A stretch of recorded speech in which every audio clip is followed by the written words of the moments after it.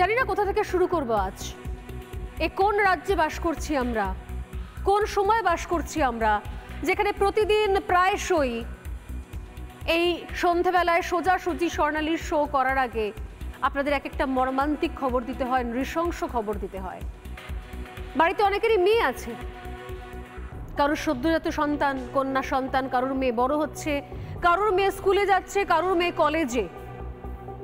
জানি না কি কোন মানসিক অবস্থা নিয়ে আপনারা এই খবরগুলো দেখবেন, জানবেন, শুনবেন। কারণ একটা অভয়া নিয়ে প্রতিবাদ করে করে করে করেও ক্লান্ত হয়ে গেছে একটা শ্রেণী। তারা অপেক্ষায় রয়েছেন যে এরপর আর কবে কি ঘটনা ঘটবে, তাহলে কি আমাদের আবার প্রতিবাদ করতে হবে। কিন্তু বিচারটা কোথায়? কেন মানুষ বিচার চেয়েছিল জানেন? কেন মানুষ রাতের পর রাত জেগেছিল জানেন? কেন রাস্তায় দাঁড়িয়ে ভিজে চিৎকার করে, শুনতে খারাপ লাগছিল হয়তো অনেকের, বিচার চাই, বিচার চাই, বিচার চাই। কেন বলতে হয়েছিল জানেন? যাতে সত্যি সত্যি এমন দৃষ্টান্তমূলক সাজা হয়, এমন শাস্তি হয়, যাতে এরপর কি ধরনের অপরাধ করার আগে 10 বার ভাবে, থরথর করে ভয় কাঁপে। হলো না।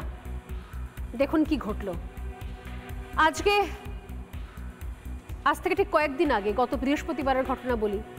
গত বৃহস্পতিবার নিউ টাউনে লোহাপুল এলাকা থেকে উদ্ধার হয় ফুটফুটে এক নাবালিকার অর্ধনগ্ন দেহ। দেহের নিম্নাংশে কোনো কাপড় ছিল না।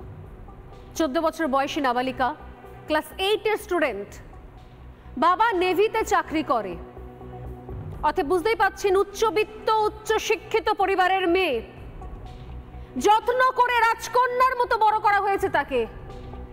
2 মেয়ে, বড় মেয়ে আর একটা ছোট বোন রয়েছে, সে আরো ছোট, 8-9 বছর বয়স সম্ভবত। বাবা নেভি অফিসার, বাইরে বাইরে চাকরি করেন, বছরে 1-2 বার কখনো আসেন। মেয়েদের জন্য দামি দামি উপহার, গিফট, ভালো স্কুল, ভালো এডুকেশন, ইংলিশ মিডিয়াম, যখন যা চাইছে তখন তাই। কিন্তু পড়াশোনাটা করতে হবে। বাড়িতে স্ট্রিক্ট মা, উচ্চ শিক্ষিতা মা, বাড়িতেই পড়ান, শিক্ষিকা তিনি। শুধুমাত্র 2জন মেয়েকে মানুষ করবে বলে চাকরি পর্যন্ত ছেড়েছেন, চাকরির দিকে পা বাড়াননি, বাড়িতেই পড়ান, শিক্ষিকা তিনি। শুধুমাত্র 2 মেয়েকে মানুষ করবেন বলে স্ট্রিক্ট থেকেছেন নিজের বাড়িতে। যখন তখন টিভি নয়, যখন তখন স্মার্টফোন নয়, সমস্ত না করে দিয়েছে। মেয়েদের বায়না আছে, জেদ আছে, কেন এটা পাবো না মা, কেন এটা চাই মা, সমস্ত সময় বায়না জেদ যেরকম হয়। কিন্তু মা জানেন যে তিনি একা রয়েছেন, বাবা বাইরে থাকেন। অনেক স্বপ্ন তার 2 মেয়েকে সেরকম তৈরি করার, যাতে 10 জনের মধ্যে 1 জন হয়ে উঠতে পারে। এবং মা জানেন, বাবা মা দুজনেই জানেন যে আগে লেখাপড়া, বাকি সব কিছু পরে হবে। লেখাপড়া নিয়ে কোনো কম্প্রোমাইজ নয়, স্কুল নিয়ে কোনো কম্প্রোমাইজ নয়। এতটাই তারা সিরিয়াস যে মেয়ের লেখাপড়ার দায়িত্ব এতদিন পর্যন্ত নিজের হাতেই রেখেছিলেন মা। উঁচু ক্লাস হচ্ছে, তাই মনে হলো এবার হয়তো আলাদা করে একটা গৃহশিক্ষক রাখার দরকার রয়েছে, আলাদা করে কোনো টিউশনি রাখার দরকার রয়েছে। 14 বছর বয়সী মেয়ে, ক্লাস 8-এ পড়ে, অত্যন্ত মেধাবী, ভালো রেজাল্ট করে। বাবা বাইরে থাকেন, নৌসেনা কর্মী, মা উচ্চশিক্ষিতা, শিক্ষিকা, বাড়িতেই পড়ান। 2 মেয়েকে নিয়ে নিউ টাউনে থাকেন। শনিবার মায়ের সঙ্গে হালকা মন কষাকষি হয়েছিল, ঝগড়া হয়েছিল, মাঝে মধ্যেই হয়। যেটা বললাম আমি, যেহেতু মা জানেন যে একা হাতে 2 মেয়েকে 12 মানুষ করতে হবে, তাই মা বেশ স্ট্রিক্ট। সব কিছুতে সমস্ত প্রশ্রয় দেন না, সমস্ত আবদারে কড়া হাতে শাসন করেন।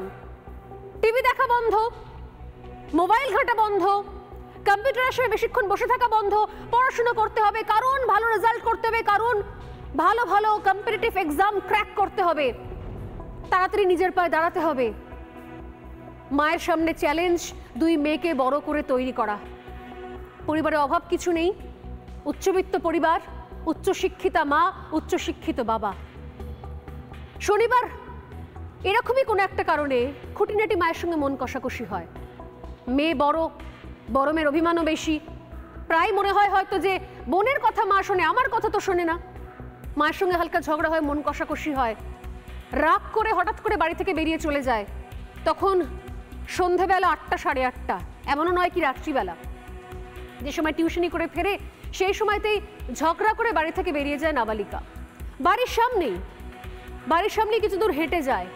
তারপর দীর্ঘ সময় তার আর কোনো খোঁজ নেই। খোঁজ কোথায় গেল?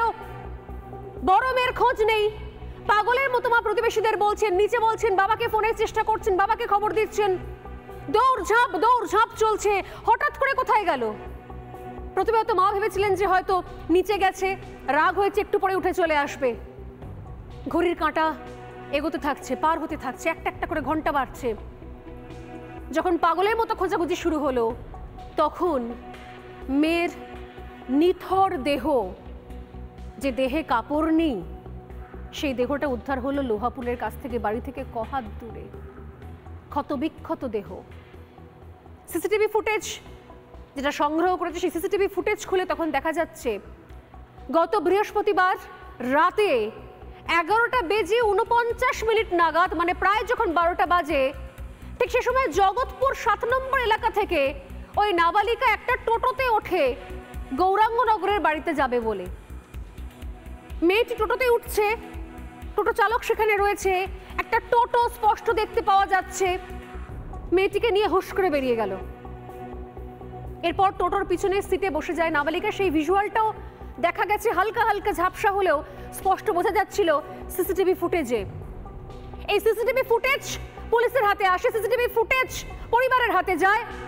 পুলিশ তখন খোঁজ করতে শুরু করে। প্রথমে পুলিশ তো ক্লুলেস, বুঝতে পারছে না, একটা ফুটফুটে বাচ্চা মেয়ে, 14 বছর বয়স, সে ফুটফুটে মেয়েটার এরকম পরিণতি কি করে করলো, কোথায় গেল? না কোনো বন্ধু বান্ধব রয়েছে, না কোনো বাইরে যায়, একেবারে বইয়ের মধ্যে চুবে থাকা একটি মেয়ে, পড়াশোনার মধ্যে ডুবে থাকা একটি মেয়ে, অত্যন্ত মেধাবী। শুধুমাত্র মায়ের সঙ্গে একটু কথা কাটাকাটি হয়েছিল বলে একটু নিচে নেমে এদিক ওদিক পাইচারি করছিল, মাকে একটুখানি জব্দ করবে বলে। আমরাও করেছি ছোটবেলায়, রাগারাগি হয়ে গেলে মনে হতো যে বাড়ি ছেড়ে চলে যাবো, আর বাড়ি ফিরবো না। কিন্তু কয়েকটা দূর যাওয়ার পর কি এমন হয়েছিল তার সঙ্গে? কি করে টোটো চালক ওই মেয়েটির কাছে পৌঁছলো এবং তারপর মেয়েটিকে এমন কি বলে যে মেয়েটি টোটোতে ওঠে, ভাবে হয়তো টোটো চালক তাকে বাড়ি অবধি ছেড়ে দেবে, হয়তো পয়সা করে নিয়েও বেরোয়নি, হাতে কিছুই ছিল না, বাড়ির কাছে নামলে মায়ের থেকে টাকা চেয়ে ওর ভাড়া মিটিয়ে দেবো, পাড়ার মধ্যেই তো, কয়েক পা দূরেই তো। ওই টোটোতে যখন অন্য যাত্রী ওঠে, অন্য যাত্রীরা উঠলে টোটো চালক নাবালিকাকে সামনের সিটে চলে আসতে বলে, তবে সামনের সিটে চলে এসো তো, আর পেছনে অন্যান্য যাত্রীদেরকে বসায়। এরপর ওই টোটো চালক নিউ টাউনের সমস্ত যাত্রীদেরকে নামিয়ে দেয়, তারপরে অন্য রাস্তা ঘুরে অলিতে গলিতে ঘোরাতে নিয়ে গিয়ে একটা পরিত্যক্ত সরকারি জমি, সেইখানে নিয়ে চলে যায় মেয়েটিকে। নিউ টাউনের বিভিন্ন রাস্তা ঘোরানোর পর লোহা ব্রিজের কাছে পরিত্যক্ত জঙ্গলের কাছে নিয়ে যায় নাবালিকাকে। তারপরে নাবালিকাকে ধর্ষণ করা হয়, খুন করা হয়। কিন্তু প্রশ্ন এখানেও আরো অনেক কিছু জানার বাকি রয়েছে। নানা ধরনের কন্টেন্ট দেখার জন্য লাইক করুন, শেয়ার করুন আমাদের ফেসবুক পেজ, সাবস্ক্রাইব করুন আমাদের ইউটিউব চ্যানেল। পাশাপাশি অন্যান্য ব্রেকিং নিউজের জন্য অবশ্যই চোখ রাখুন রিপাবলিক বাংলায়।